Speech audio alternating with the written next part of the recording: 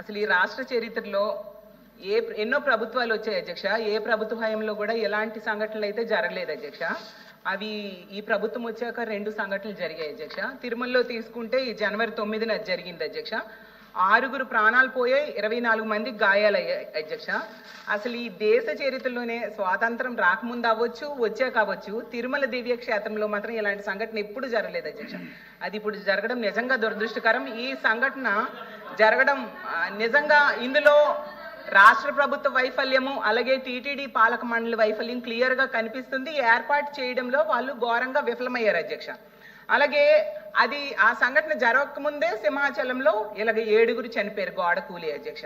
అసలు నా క్వశ్చన్ ఏంటంటే, ఇప్పుడు తిరుపతి విషయం తీసుకుంటే ఆ సంఘటన జరిగిన వెంటనే ఈస్ట్ ఎంఆర్ పల్లి పోలీస్ స్టేషన్లో 2 ఎంఆర్ఓలు పోలీసులకు ఫిర్యాదు చేశారు అధ్యక్ష. ఈ రోజు వరకు ఏ ఒక్కరిపైనైనా బాధ్యులపైన పోలీసులు చర్యలు తీసుకొని అరెస్ట్ చేశారా అని నేను అడుగుతున్నాను అధ్యక్ష. చేయకపోతే ఎందుకు అరెస్ట్ చేయడంలో విఫలమయ్యారు అని. అలాగే ఈ సంఘటన జరిగిన వెంటనే సాక్షాత్తు డిప్యూటీ సీఎం గారు వెళ్ళి ఆ తిరుమల వెళ్ళి TTD chairman, TTD EO, TTD AEO 3 బాధ్యులు వాళ్ళ నిర్లక్ష్యం వలన ఈ దుర్ఘటన జరిగిందని చెప్పారు అధ్యక్ష. మరి వాళ్ళ నిర్లక్ష్యం వల్ల జరిగిందని డిప్యూటీ సీఎం గారే చెప్పారు కదా అధ్యక్ష. వాళ్ళ మీద ఏమైనా చర్యలు ప్రభుత్వం తీసుకుందా అని అడుగుతున్నాను అధ్యక్ష.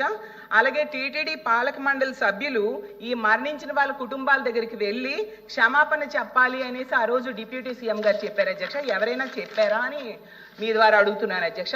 అలాగే సౌకర్యాలు కల్పించే బాధ్యత టీటీడీ పాలక మండలిదని సాక్షాత్తు సీఎం గారు చెప్పారు అధ్యక్ష. పాలక మండలి మీద ఏమైనా చర్యలు తీసుకున్నారని అడుగుతున్నాను.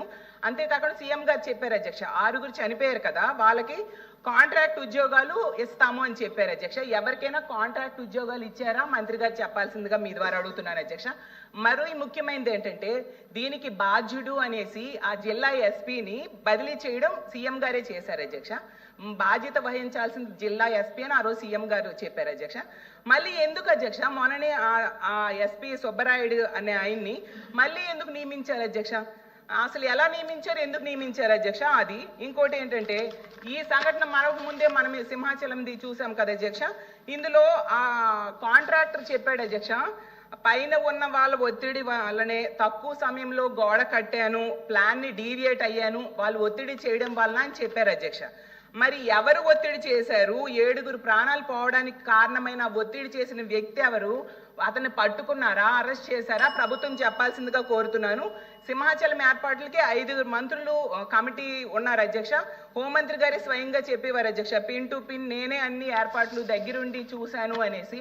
మరి అంత చూసినా ఇలాంటి సంఘటన జరగడానికి కారణకులు ఎవరు? వాళ్ళని అరెస్ట్ చేశారా అని మంత్రి గారిని అడుగుతున్నాను అధ్యక్ష. ఇంకో విషయం ఏంటంటే అధ్యక్ష,